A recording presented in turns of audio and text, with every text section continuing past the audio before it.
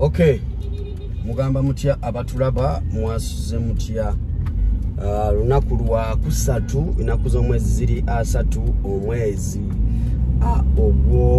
ogw'ekumi tugenda tugunzika mpola mpola. Lunaku olwaleero ye lunaku olwatusubizibwa okulabika nti Hajji ali mwezerwa aletebwa mu kooti. Era essaawa zino essaawa zigenda kuwera emu ey'okumakya wano e Uganda East African Standard Time. Nsimbudde kati ngenda ku kooti side za wano ekitende bayita Kajansi kitende ye kooti gye tugendamu. Hajji mwagenda kubanga aletebwa. Twabasuubiza okubanga tuweereza update zonna nga bwe zinaabeera olunaku olwaleero, era y'ensonga lwaki ondaba nakedde dda okulabika nti mbatuusaako embeera eno yonna. Gwe omulungi abadde angoberera n'okutuuka wano olunaku olwaleero okola kyamaanyi nnyo ddala okubanga okyekuumira ku Celebrity Track. Ngenda kubanga nkuweereza buli kimu kinaba kifudde mu kooti, era wano wendi ndi mu lugendo. Abamanyi Ntebe Road already kati muyingidde. Tuli wano wazana, tuli zana wano we tuli, era kyekintwalira bbanga ppanvu okubanga ntuuse wali Kajansi kitende. Tugenda kitende tekintwalira bbanga ddene okulabika kubanga ntuuse wali ekitende. So kyoba okola kiri kimu kwekuumirako okutambula nange nkuweereza ensonga zino nga bwe zirina otambula. Kakatemereko kawanvu mukko, naye tujja kubanga tukikwasaganya mu mbeera yonna. Weebale kubanga otwekuumirako olunaku olwaleero. Ffe tuwe tuli okuweereza na buli mbeera yonna nga bwetambula nekinaba kivuddeyo kusinziira nga bwe kigenda okutambula mu kooti.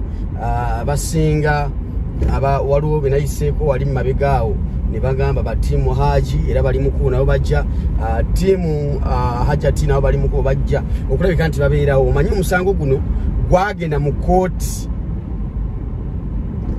bbiri, gwagenda mu kooti ey'amateeka kati gulina mu kooti y'abantu. Kati n'abantu balina enjuyi zaabwe ze baliko, buli muntu waddembe okuba n'oluuyi lwe mu musango guno. Ojja kwesanga bagamba nze mpagira Hajji, Hajji bamuwaayiriza. Ojja kwesanga bagamba nti Hajjat kwe tufiira, Hajjat ali ku mazima. So byonna tugenda biraba olunaku olwaleero. Twegattako twekuumireko ku Celebrity Track. Tukinaaba cyane olunaku njongera obbajukiza nti kooti ya leero egenda kuwuliriza buwuliriza, era chances z'okugamba nti Hajji olwaleero ateebwe ntono mukko. Just kooti egenda kubanga ewuliriza buwuliriza, egenda kubanga ewuliriza omusango guno. Kujjukira Hajji ko yakwatibwa yali taleetebwangako mu kooti, ne kooti okuwuliriza omusango ogwamuwaabibwa. So ekyo tugendako leero, kooti egenda kubanga ewuliriza buwuliriza musango olunaku olwaleero. Naye bannayuganda bavuga batya nova eri n'omala gayingire kuba tosudde yadde indicator okulaga nti oba oddawa. Anyways, that is our Uganda. Tetulina kyagikolera. Ffe twakedde dda, emmotoka zo twazivuze dda okulabika nti tutuuka ku kooti awagenda okubeera omusango guno gwa Hajji ali mwezerwa versus Zura Nakisuyi Zura Kaziwe. Simanyi wakiri kitya ani yawaaba. Yawaaba ye Nakisuyi Zura. Lunaku lweggulo twalabyeko Hajjat Nakisuyi Zura ng'ali wa Minisita Balamu agenza omulopera nti mbu waliwo abamutiisatiisa. Waliwo abamutiisatiisa, baagala kumutuusaako obulabe okuli abakulu b'Abuyisiraamu, abakulu b'ennono, okuli Honorable yayogeddeko erinnya Honorable Nsereko nti naye amutiisatiisa. Kwegamba agamba ali mu kutya, yaddukidde wa Minisita Balamu Barugahara amulopere abamutiisatiisa. Okitegedde ebyo byembadde byenkuyisayisizaamu. Yagenze wa Honorable Balamu Barugahara amulopere abamutiisa oba okitegeera ekintu ekyo. Era twalabye minisita Baram Bargahara nga yagamba bannange ebintu bino biri mu kooti mubireke, kooti yebeesalawo. Kitegedde agambye kooti yebeekola ki yebeesalawo, muleme kutiisa Hajjat bwe yagambye Baram Bargahara mu bigambo bye yagambye nti muleme kutiisa Hajjat, omusango guba guli mu kooti tulindeko. Ate naawe Hajjat omanyi saagala twekubire side emu. Hajjat naawe twagala twekuba bujulizi, twekubukakafu nti bakutiisa. Omanyi okutiisa kintu kinene nnyo. Oli ayinza okutiisa nva ku kintu kyange, okitegeera. Okutiisa kintu kinene nnyo nga gyenkomeza. Sitomala gamba nti gundi yantiisatiisizza mu mbeera efaanana ddaawo. Naye nga ndi ku Entebbe Road, ngenda ku kooti. Kooti eno egenda kwerera ku makya nnyo. Eno kooti kaneetereza nti ze neerikodinga. Eno kooti egenda beera ya ku makya nnyo. Aba kino kivuga wano kisiru kintu kitegeera. Ebisa gye by'Uganda byabaaki. Eno kooti egenda kubeera ya ku makya nnyo. Era ataakere ng'ojja mu kooti eno owandisanga ng'ewedde. Bayisaawa 3 ejja kuba ng'ewedde. Bayisaawa 3. Nze olaba nzuukuse essaawa meka? Nze nzuukuse essaawa 11 neneetegeka, nenywa kacaayi akalala ntambudde nako wano. Ni case kacaayi akalala ntambudde nako wano. Saagadde kubeera awo ng'ate ensonga zino tetuzifuna bulungi mu mbeera efaananiddeawo. So kooti eno oba tokeddeeko ojja tusonyiwa. Eno kooti egenda kuwangwa bayisaawa 3 ez'okwanga tukyali ku kooti awo. Egenda keera nnyo ku makya. So mbadde nkusaba gwe Munnayuganda ali eyo ng'oyagala kujja ku kooti, oyagadde kujja kubeerawo nga ensonga z'omusango zino, omusango guno gugenda mu maaso, wandibadde okeerako. Keerako kyandibadde kikulu. Kisinga byonna n'okeerako. Kisinga byonna n'okeerako. Waliwo nno yansuubizza amafuta. Naye bw'okitumpa amafuta ge wansuubizza, wangambye divorce ngenda kutera amafuta mu Subaru ye egende ng'ebuuka bweti. Lwaki munsuubiza? Lwaki mukola ebintu ebyo nammwe? Lwaki mukola ebintu ebyo? Lwaki mukola ebintu ebyo nammwe? Lwaki mukola ebintu ebyo? Wano saawa zikonyeemu ey'okumakya. Ndi mu lugendo luntwala ku kooti ekitende. Ku kooti ekitende kuwuliriza omusango gwa Hajji Zurah ali ku nsonga ezibadde zimulumirizibwa ebbanga eriyise. Kati wenjogerera wano nyingira Kajjansi. Abamanyi Kajjansi ndi mu kuyingira Kajjansi. Tugenda kuweereza Kasavu Kanyama 360 coverage nsonda ku nsonda. Kitegeera ofune mu nsonga eno bw'ayagala okugoberera ensonga z'omusango guno. Obenga oganyirwamu, oleme kubanga obadde ozigoberera ate nga tozifunamu. Twagala oganyirwemu ofunemu. Okitegeera? Twagala okola otya ofune mu nsonga zino z'obadde ogoberera ebbanga ffe twasazeewo tuzikuweereze. Wali oba ogenda ku express side, wali oba joining express bw'okwata awo, ate bw'odda wano wengenze oba oyingidde Kajjansi. Tuli Kajjansi kati sofa twagala tumanye ensonga zino nga bwe zigenda okulabika nga zipana ababodaboda. Ababodaboda bangamba ababodaboda bafumbira kyaggulo.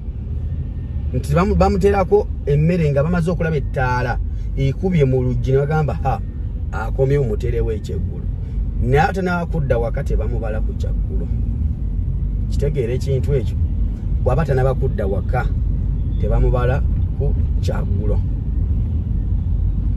fando yagala kunyimiriza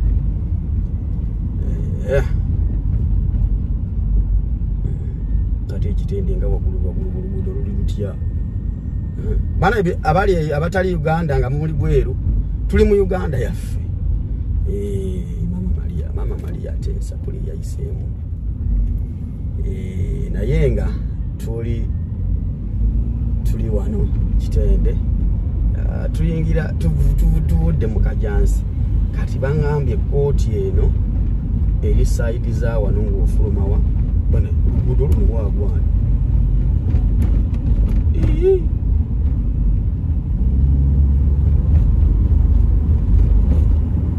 tunoonya wano kooti weeri babangambye nga wakafuluma booti ekajansi mu katawuni ekooti eri awo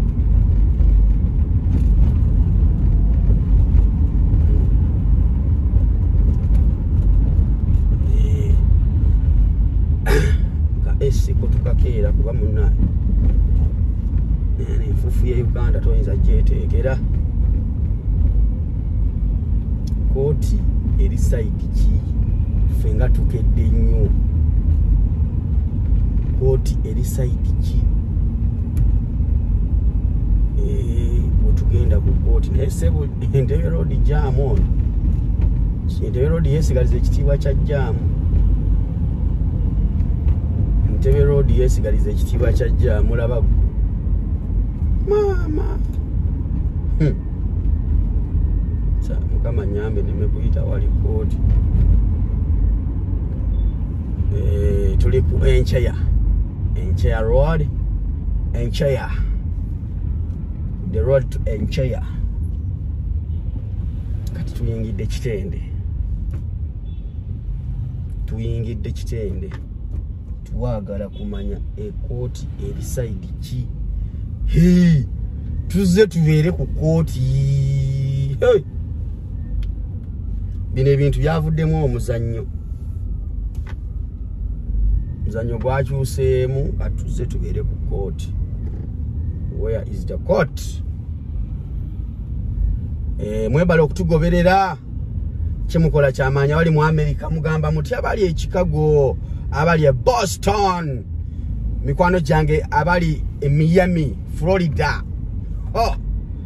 mukola kyamaanyi okubanga mutwekuumirako nnyo mukwano gyaffe abali e UK London mukola kyamaanyi nnyo okulabika nti mutwekuumirako abali mu Manchester abali mu Liverpool abali mu nsi zonna abali UAE abali mu nsi zonna mwebale okulabika nti kyemukola kya maanyi nnyo ddala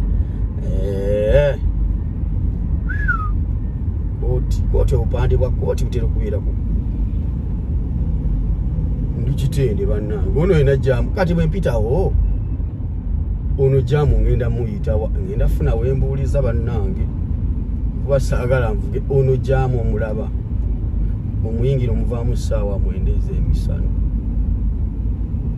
tuli kitende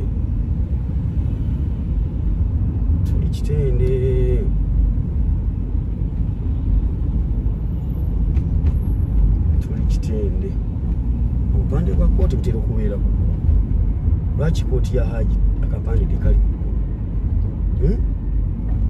ndabuuliza wali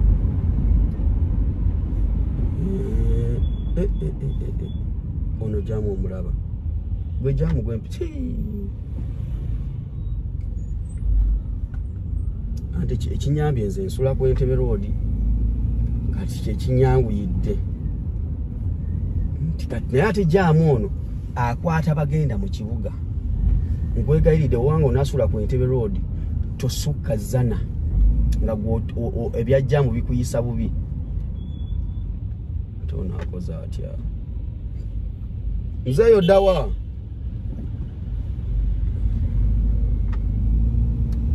muzeeyi addawa tuli Kitende bannange tusooke tunoonye kooti weeri kooti tuli Kitende. Wow. Bana nze nkedde bagamba simanya kooti ya sawa mmeka nze nkedde tewali byakunyumiza ngenda nabuuliza wano mbabuuze ekooti eriwa ambulize ku bana ababooda wano.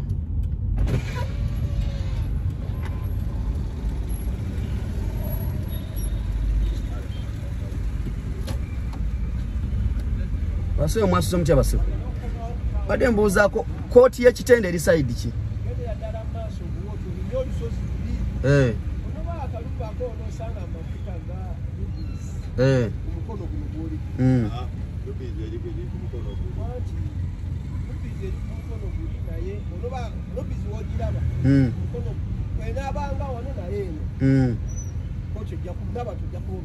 Kale toyanze se bakulagiriranga weebazanga oli bw'aba akulagiridde muleme kuyitanga ku bantu nga temubabuuzizza ojja kutuuka obule ng'oyagala okudda okubabuuza nti ekkubo liriwa ng'ate waswadde dda. So mubuuzanga ku bantu ku makya nubabuuzaako okitegeera ekintu ekyo. Abantu babuuzaako bagambye bituuka ku rupees bwe nga mazeeko akasozi kooti eri mu maaso kitegeeza mbadde sinabakugula angambye n'abantu ojja kuba obalaba kitegeeza nti abantu batuuseewo dda bayise 12 abantu babadde batuuse dda ku kooti agambye n'abantu ojja kuba obalaba. Munaawulira kooti ya leero batimu Hajji musigale nga muli bakkakamu timu Hajjati musigale nga muli bakkakamu ebisigadde mu bitukwase ffe ba Mr Update mu bikwase ffe ba Mr Update tubawe ensonga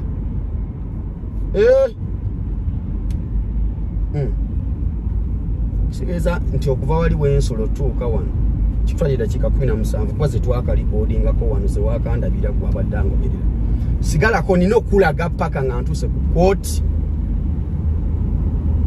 tulabe ensonga bwe zitambula. Gyemuli abagamba nti gye tuli mu commenting mu comment section avuza ati ono Kapererugade mu commenting abasula ewala n'Entebbe Road mugenda tusonyiwa tugenze Kitende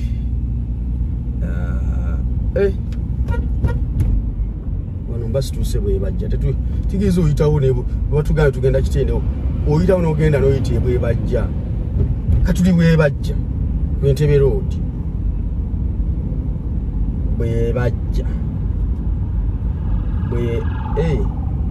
nga bwe bajja ekigambo kyava nga bwe bajja bwe baligenda ne bagamba nti kati awo batumyewo bwe bajja naye lwakuba nti tukiwangaaza nga bwe bajja okitegedde ekintu ekyo gwe kamera naawe tereera twagala ndage bantu gye mpita tereera rubisi njirabawa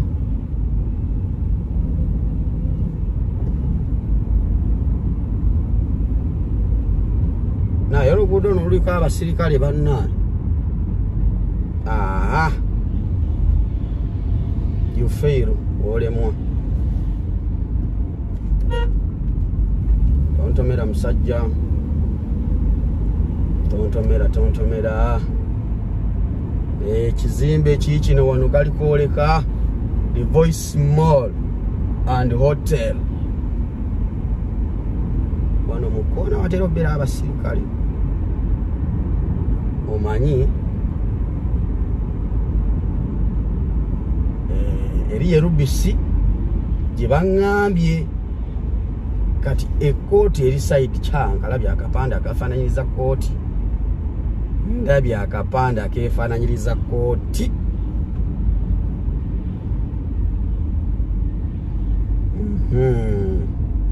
okay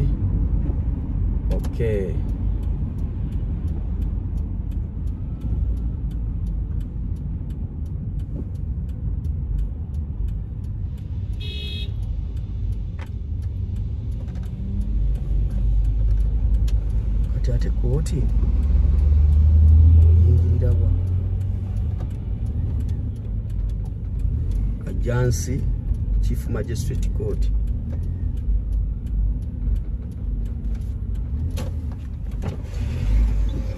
Nyabo je baleko bosi zote nyabo ekkooti eri side ki yeno this one okay thank you mubuuziza mu Uganda sina gafiibwa mmotoka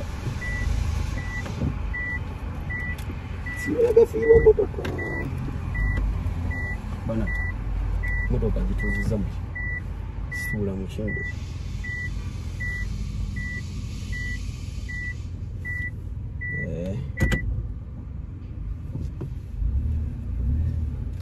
gafiibwa mmotoka baba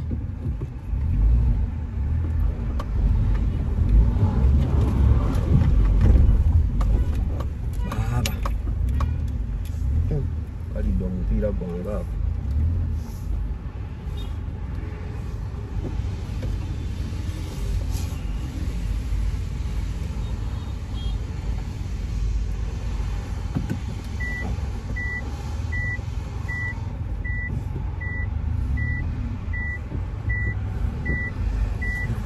eno kkooti yo nga nsirifu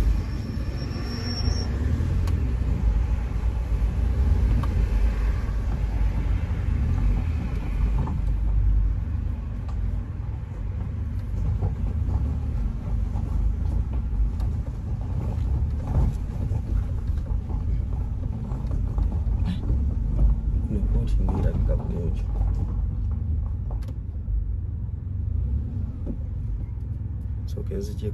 ku kkooti